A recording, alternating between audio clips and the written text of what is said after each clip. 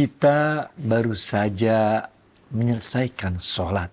Yang di dalam sholat itu kita bermunajat kepada Allah. Kita sampaikan kepada Allah, iyyaka na'budu wa iyyaka nasta'in. Hanya kepadamu kami menyembah Allah. Dan kepadamu lah kami meminta pertolongan. Bahkan di dalam sholat itu kita bacakan salawat kepada Rasulullah SAW. Assalamualaikum ayuhan nabi wa rahmatullahi wa barakatuh. Allahumma sholli ala Muhammad wa ala ali Muhammad. Luar biasa. Sayangnya ketika kita kemudian menyelesaikan sholat itu, mengucapkan salam ke kiri, ke kanan dan ke kiri, kita kembali melakukan dosa-dosa.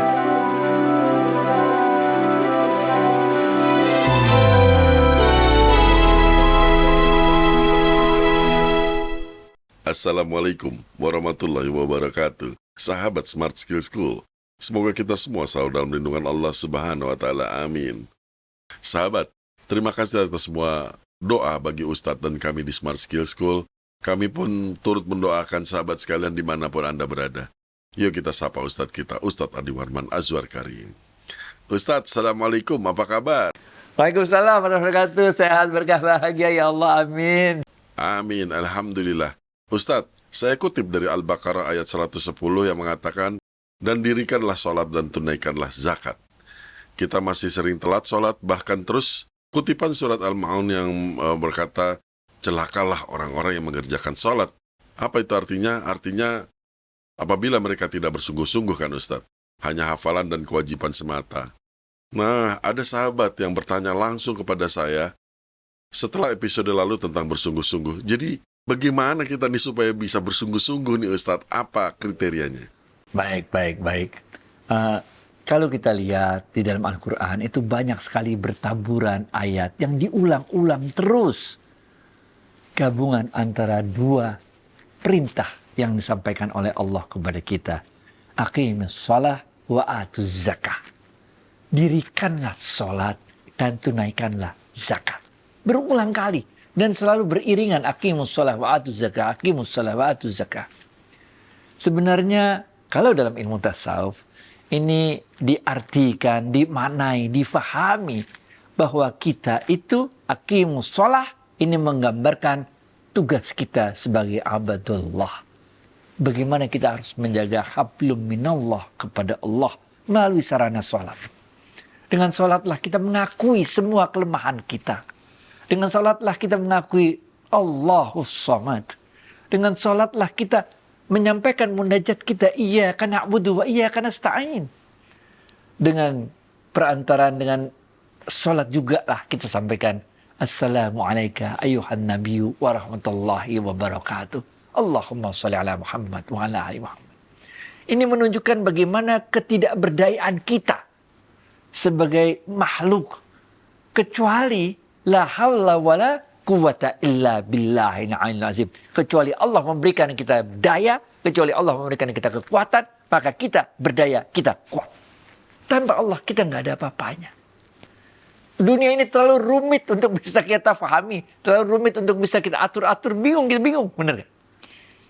Allah lah kemudian yang memberikan kepada kita kekuatan, kemampuan untuk berpikir, untuk mengolah dunia ini sehingga jadi kayak sekarang luar biasa kemajuan segala macam teknologi kan. Kita juga meminta ampunan karena kita sehebat-hebatnya kita lah kayak mau pakai senjata penangkal apa kayak ya lolos juga, ada juga yang kena. Itu juga masih dalam kaitan aqimus shalah itu, dalam kaitan kita sebagai Abdullah itu kita mengakui hasbunallah wa ni'mal wakil, ni'mal maula wa ni'man nasir, bahwa hanya Allah lah sebaik-baik pelindung. Cukuplah Allah sebagai pelindung kita. Karena kita nggak tahu ini musibah bakal datang kapan, di mana, dari mana, nggak ngerti. Jadi kita bilang hasbunallah wa ni'mal wakil, ni'mal maula wa ni'man nasir. Ini pengertian yang sering kita baca aqimus shalah itu kalau dalam ilmu tasawuf jadi panjang lebar pemahamannya kemana-mana dia. Dalam kaitan itu juga masih dalam aqimus shalah itu, mendirikan sholat itu, kita menyatakan rasa syukur kita kepada Allah. Karena kita diberikan kesempatan untuk beribadah kepada Allah, untuk berkomunikasi dengan Allah. Sehingga masuklah kita kepada la in syakartum la azidannakum. Siapa-siapa yang bersyukur kepada Allah melalui sholat-sholatnya itu. Ketika kita taruh kepala kita di tempat yang paling rendah itu, kita menyatakan syukur, alhamdulillah Allah, aku masih diberi kesempatan untuk sholat. Nah, dalam kaitan aqimus sholah ini juga difahami fabi ayyi ala'i rabbikuma tukadziban. Kita mengatakan kepada Allah, luar biasa Allah ini. Ini kalau nggak ada oksigen yang ini repot, man. Mesti beli oksigen pakai tabung-tabung berapa lama. Itu di satu sisi aqimus sholah. Dalam pemahaman tasawuf jadi panjang lebar. Wa atu zakah. Dan tunaikanlah zakat. Ini simpel banget nih, zakat 2,5% bayar. Kalau pemahaman fikihnya begitu. Ketemu nisab, ketemu haul, keluarin tuh kewajiban zakat. Tapi dalam pemahaman tasawuf, ini luas banget pemahamannya. Karena wa'atu zakah itu menunjukkan tugas yang harus kita lakukan sebagai khalifah fil ard. Yang diberikan kekuasaan oleh Allah. Bukan jin, bukan binatang, bukan hewan, bukan tumbuhan. Bukan setan yang diberi kewenangan oleh Allah menjadi khalifah fil ard. Tapi kita manusia. Dalam pemahaman ini juga lah sebetulnya kita menyatakan kepada Allah bahwa rezeki yang kita terima itu bukan semata-mata karena usaha kita. Itu sebabnya di dalam rezeki kita itu selalu ada wa mimma razaqnahum yunfikun. Bahwa di dalam rezekimu itu ada bagian rezeki orang lain. Kalau dalam tarian Jawa tuh ada gerakannya wa mimma razaqnahum yunfikun tuh. Sebagian dari rezeki yang engkau makan, engkau keluarkan kepada orang lain. Ini pengakuan kita bahwa sehebat apapun kita, sekaya apapun kita, bukan karena kita yang beneran hebat jagoan itu, bukan. Tapi Allah lah yang memudahkan rezeki itu datang pada kita. Lihat betapa banyaknya para pengusaha, misalnya ya, batu bara yang tiba-tiba jadi kaya raya. Emang dari mana? Dari mana, men? Itu kan batu udah disediain Allah. Kita bagian ngambil-ngambil doang, bener gak? Pengusaha air minum, emang dari mana tuh air? Allah yang udah nyediain, kita bagian ngambil-ngambil, masukin botol, dijual, bener gak? Untung, bener gak? Jadi, wa'atuz zakah, itu dalam ilmu tasawuf. Pertama, dia menyatakan, wa mimma rozaqnahum yunfikun. Menyatakan ketidakberdayaan kita sebetulnya. Bahwa semua harta yang kita peroleh itu bukan karena semata-mata kemampuan kita, tapi karena Allah membuat kita mampu mencari harta tersebut. Oleh karena itu, di dalamnya ada hak orang lain yang harus kita keluarkan. Dalam kaitan ini juga lah disebutkan dalam pemahaman tasawuf, ini berarti hablum minan nas. Tidak cukup bagi kita cuma sholat-sholat doang, doa-doa doang, wirid-wirid doang. Itu baru aqimus sholah. Yang alam aqimus sholah itu kita nggak boleh terpengaruh oleh lingkungan. Kalau ngomong jadi batal, itu urusannya sama Allah doang. Benar gak? Tapi dalam pemahaman wa'atuz zakah, ini nggak cukup, men. Tapi kita harus bersosialisasi. Maka di sini masuklah apa yang dikatakan oleh Rasulullah SAW untuk bagaimana kita menjalin silaturahim. La yu'minu ahadukum. Tidak sempurna iman seseorang di antara kamu kalau engkau belum bisa menginfakkan dari apa-apa yang engkau cintai. Ya. Masuk di sini pemahamannya bagaimana kita menjadi peralonnya Allah, menjadi kepanjang tangannya Allah untuk menyebarkan kasih Allah di muka bumi. Masuklah Rasulullah SAW mengatakan, sebarkan, hadis qudsi, sebarkan kasihku di muka bumi, maka engkau akan dikasihi oleh yang di langit. Tolonglah saudaramu di muka bumi, maka engkau akan ditolong oleh yang di langit. Tutuplah aib saudaramu di muka bumi, maka aibmu akan ditutup oleh yang di langit. Masuk kita di sini wa tawassaw bil haqqi wa tawassaw bis sabr. Masuk di sini ayat Allah yang mengatakan wa ta'awanu 'alal birri wat taqwa wa la ta'awanu 'alal ismi wal udwan. Ini dalam pemahaman tasawuf itu cuma ngomongin aqimus shalah wa atuz zakah jadi panjang lebar. Karena aqimus shalah itu menunjukkan hablum minallah, kita sebagai Abdullah, dan wa atuz zakah itu menunjukkan kita sebagai khalifah fil ard, dan dalam hal ini hablum minan nas. Hablum minan nas yang kita lakukan bukan hablum minan nas cuman sekedar kita jadi orang terkenal dan sebagainya, enggak. Tapi hablum minan nas ini adalah bagaimana kita dengan kebaikan-kebaikan yang kita pancarkan dari kebaikan yang diberikan Allah kepada kita, kemudian kita pancarkan keluar.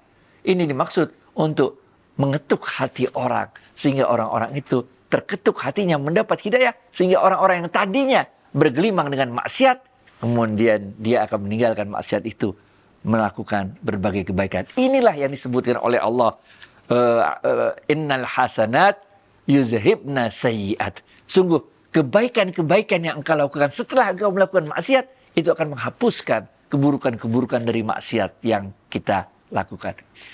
Masuklah kita di sini kepada apa yang disampaikan oleh Rasulullah SAW. Kulu bani Adam khata. Semua anak cucu Adam itu adalah pendosa. Dan sebaik-baik pendosa adalah mereka yang paling cepat taubatnya kepada Allah. Ini. Dari pemahaman segitu tuh, pemahaman itu jadi panjang lebar. Abu Nawas waktu itu ditanya oleh 3 orang muridnya. Murid yang pertama bertanya kepada Abu Nawas, wahai guruku. Abu Nawas adalah seorang ahli tasawuf, seorang sufi besar. Tapi dia cara dakwahnya agak nyeleneh. Ya. Abu Nawas tanya, wahai guruku, manakah yang lebih disukai, manakah yang lebih baik? Orang yang melakukan banyak amal soleh atau orang yang berbuat banyak dosa kemudian dia bertobat? Abu Nawas mengatakan tentu yang lebih baik di mata Allah adalah mereka yang banyak melakukan amal soleh, karena Allah senang kepada orang-orang yang melakukan amal soleh. Murid yang kedua bertanya pada Abu Nawas, wahai guruku, manakah yang lebih baik? Orang-orang yang melakukan banyak amal soleh atau orang-orang yang melakukan banyak dosa kemudian bertobat? Pertanyaan sama persis. Untuk pertanyaan yang kedua, Abu Nawas mengatakan, tentu yang lebih baik adalah orang-orang yang banyak melakukan dosa kemudian bertobat. Karena Allah senang kepada orang-orang yang bertobat, sebagaimana senangnya orang yang kehilangan onta dan perbekalannya di tengah gurun pasir, kemudian menemukan lagi ontanya, Allah lebih senang daripada orang tersebut. Nah, murid yang ketiga bertanya lagi, wahai guruku, manakah yang lebih baik? Orang-orang yang banyak melakukan amal soleh atau orang-orang yang melakukan banyak dosa kemudian dia bertobat atas dosanya? Maka Abu Nawas menjawab, yang lebih baik adalah mereka. Golongan pertama dan golongan kedua itu, yang tidak lebih baik adalah kita. Yang sibuk ngurusin, ngomongin orang lain, tapi tidak melihat keadaan kita sendiri. Sibuk aja ngurusin orang yang amal soleh, sibuk ngurusin orang yang banyak dosa terus bertobat. Lah kita sendiri bagaimana? Disinilah kemudian di dalam kajian-kajian tasawuf disebutkan, siapa-siapa yang mengenal dirinya, sungguh dia akan mengenal Tuhannya. Ini. Atau dalam bahasa lain, Umar bin Khattab radhiyallahu anhu mengatakan, hasibu qabla an tuhasabu. Lihatlah, evaluasilah dirimu sebelum engkau dievaluasi oleh Allah. Jadi panjang ceritanya kalau tak sama. Back to you, Vita. Ustadz, ini pertanyaan pendek saja. Jadi, apakah apabila kualitas sholat kita itu baik, maka tentu akan mencerminkan kualitas hidup yang baik juga? Ya, memang. ya, tapi kita belajar Islam kan harus keseluruhan ya.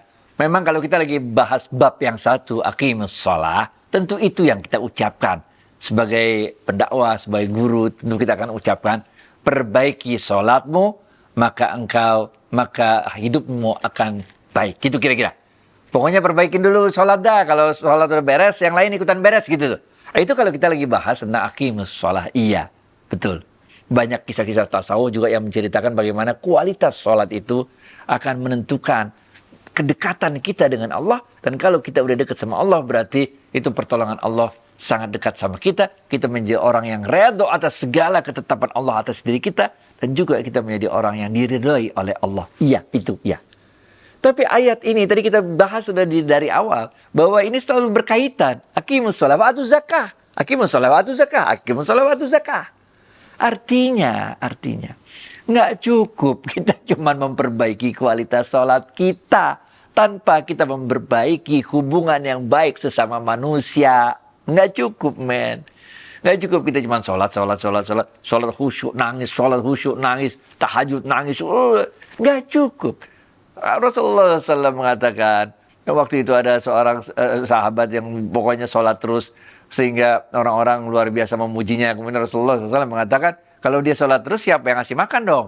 Kemudian dijawab oleh saudaranya, bahwa saudaranya lah yang mengirim makanan untuk orang itu tetap bisa bertahan hidup, dan terus melakukan ibadah-ibadah sholatnya itu. Maka Rasulullah SAW mengatakan, saudaranya yang ngirim makan itu lebih baik daripada dirinya. Ini men. Harus ada keseimbangan. Betul kita perbaiki kualitas sholat kita, iya. Tapi kita juga harus perbaiki kualitas hubungan sesama manusia kita.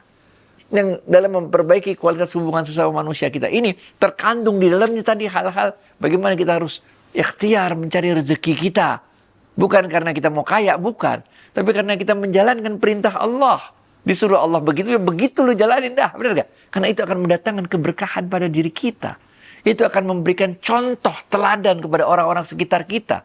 Bahwa kerja keras itu untuk ikhtiar kita mencari rezeki, menjadi orang baik itu, terus sholat, terus jadi orang baik walaupun kita nggak kaya-kaya, itu mendatangkan kebahagiaan, itu menjadi teladan baik bagi semua orang. Kita lihat di Indonesia berapa kali ada orang yang tukang beca ngantar anaknya untuk wisuda. Ini jadi viral, jadi teladan. Bukan jadi suatu hal yang tidak mungkin. Benar ya? Jadi hal-hal ini harus kita lakukan secara seimbang. Aqimus sholah, iya. Perbaiki kualitas sholatmu, iya. Tapi jangan lupa juga wa'atuz zakah. Artinya secara implisit kita harus membuat diri kita ini menjadi orang yang menguasai dunia. Dengan kekayaan itu kemudian kita akan mengarahkan umat manusia ke arah jalannya Allah. Sayyidina Umar bin Khattab waktu itu mengatakan, wahai Allah, letakkanlah dunia ini pada genggaman tanganku dan jangan letakkan dunia ini di dalam hatiku. Ini ilmu tasawuf. Dunia harus kita kuasai, men. Bagaimana kalau kita nggak kuasai dunia? Bagian minta-minta. Nah, orang yang bayar zakat kurang, banyakan yang minta zakat, bagaimana? Nggak bisa. Dunia harus kita kuasai, harus kita genggam dalam tangan kita. Tapi jangan taruh dunia itu di dalam hati kita. Jadi kesimpulannya, dua-duanya penting. Menjadi Abdullah penting, menjadi khalifah fil ard juga penting. Hablum minallah penting, hablum minannas juga penting. Dan untuk kedua hal ini kita harus bersungguh-sungguh. Nah, kalau kita bersungguh-sungguh, maka sampailah kita walladzina jahadu fina lanahdiyannahum subulana. Siapa-siapa yang bersungguh-sungguh dalam dua hal ini, maka Allah akan bukakan jalan-jalannya Allah sehingga kita akan melewati hidup ini dengan rasa damai, rasa bahagia, rasa puas. Baik, David. Baik Ustadz, jadi wa'aqimus sholata wa'atuz zakah itu tidak terpisahkan ya. Baik, Alhamdulillah sungguh tausiah ini sangat bermanfaat bagi kami dan para sahabat. Ustadz, terima kasih atas waktu dan tausiahnya. Assalamualaikum warahmatullahi wabarakatuh. Waalaikumsalam warahmatullahi wabarakatuh.